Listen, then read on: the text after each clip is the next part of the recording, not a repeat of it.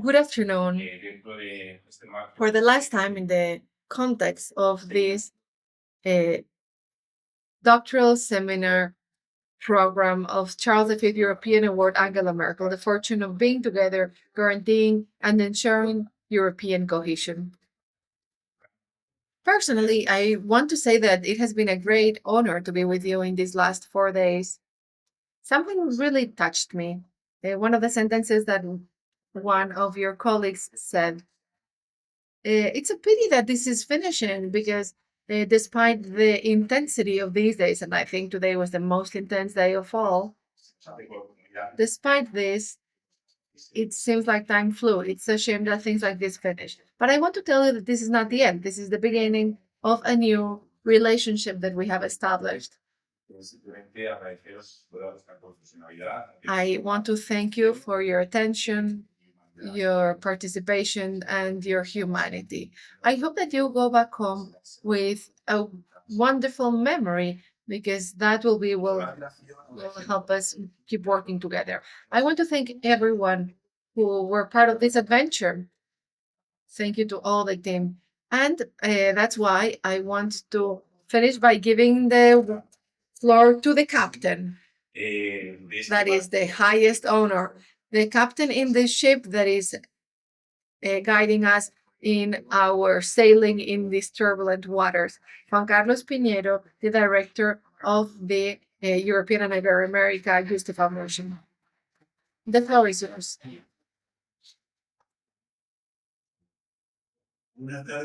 Good afternoon, everyone, and welcome you all. I see many tired faces. Your faces look much tired than they were on Monday, which is understandable, and it's a good sign.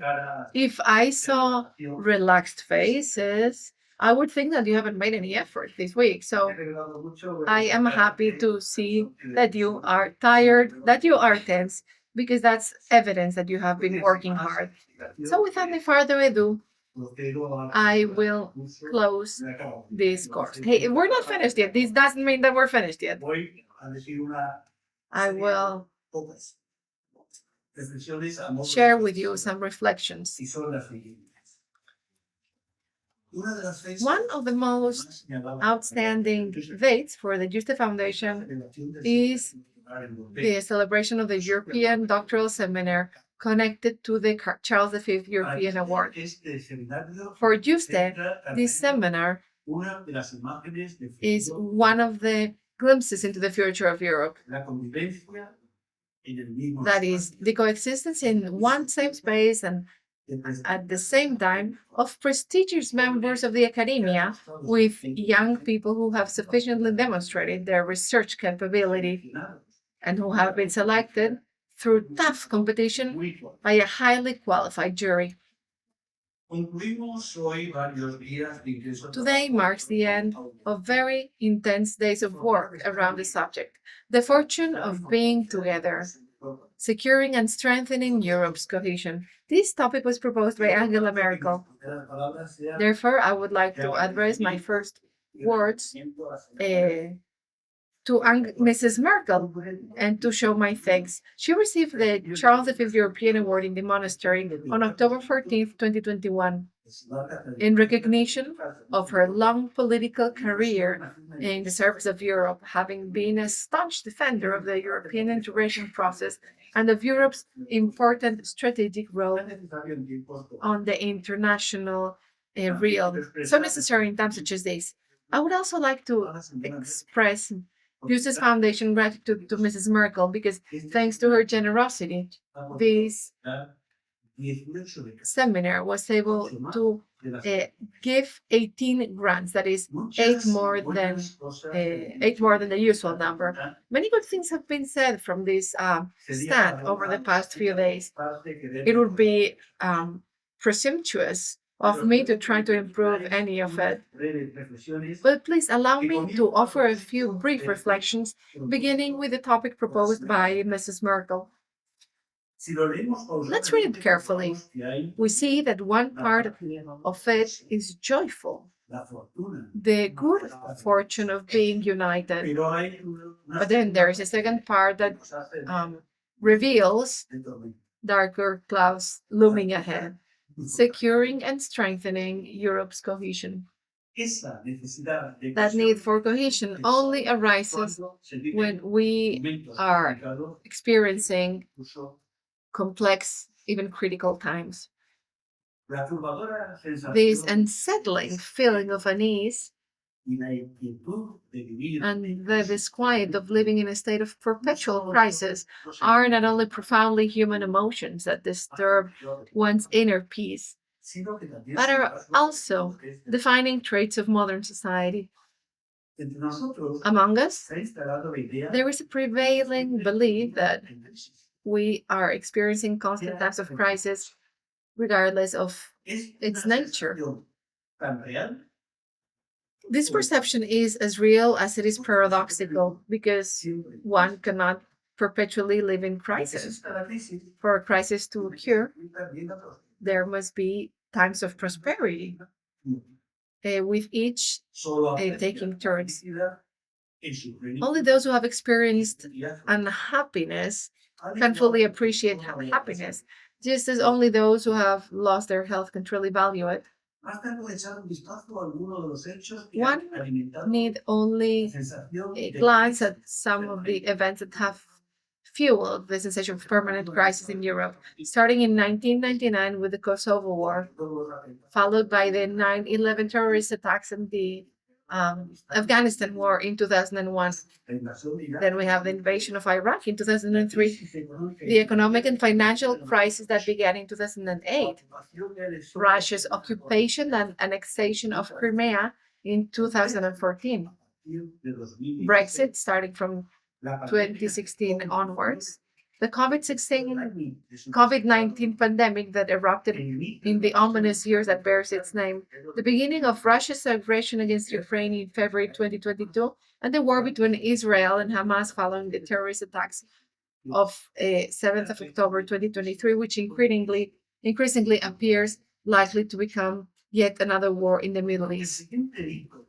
Perhaps the next milestone is the unstoppable rise of populist forces that manipulate and that exploit the widespread discontent fueled by the sensation of a permanent crisis.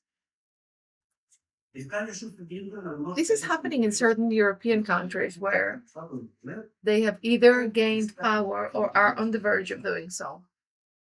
In the European Parliament elections last year, the far right secured nearly a quarter of the votes and over 200 out of 720 seats. Whereas at the beginning of this century, these same forces barely exceeded 10%. And in 1984, they didn't reach 4%. As for national elections, populists and extremists have emerged as the leading force in 6 countries: France, Italy, Hungary, Austria, Belgium, and Slovenia. And as a second force in another 6: Germany, Poland, the Netherlands, Romania, the Czech Republic, and Slovakia. Just as quickly as the traces of the war would disappear from the face of the earth, the memory of its horrors would also as quickly disappear from the minds of men, wrote Stefan Zweig in The World of Yesterday. Meanwhile, Europe closely followed just over 6 months ago the North American presidential elections. I would say that Europe followed them with more interest than the European elections themselves, and that Donald Trump's victory sparked more celebrations and condemnations than Ursula von der Leyen's victory, which was met with little more than indifference. In fact, one could say that for the majority of Europeans, the name Donald Trump is more widely recognized than that of the current president of the European Commission. This is a clear indication that the European Union project has yet to fully take root. This project was conceived not to emerge from a crisis, but to emerge from a catastrophe, as was World War II.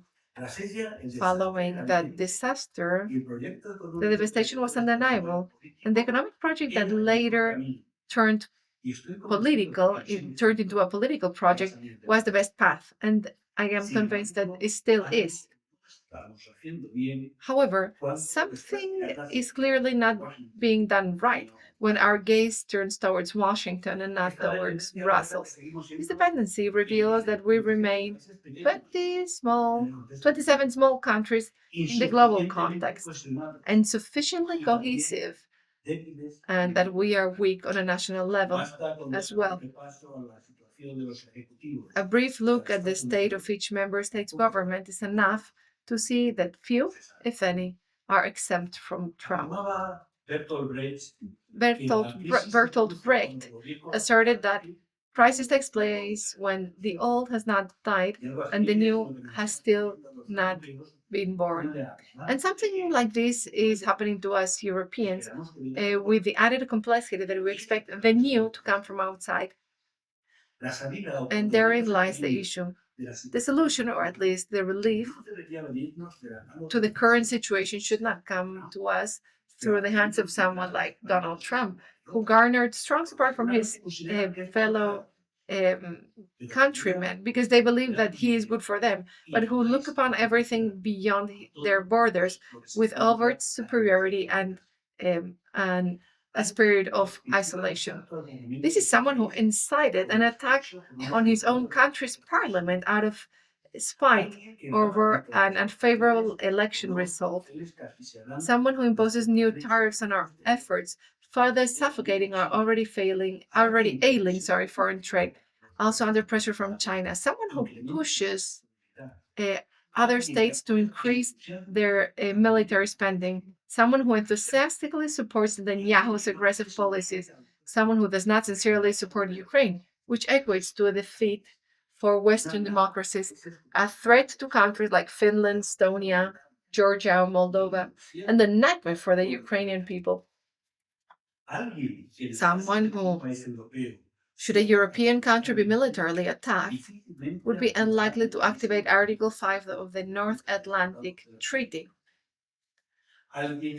Someone whose return to the White House has emboldened other populist nationalist leaders in Europe and beyond who share his anti liberal views on immigration and national identity. Many of these leaders are also skeptical of the European Union.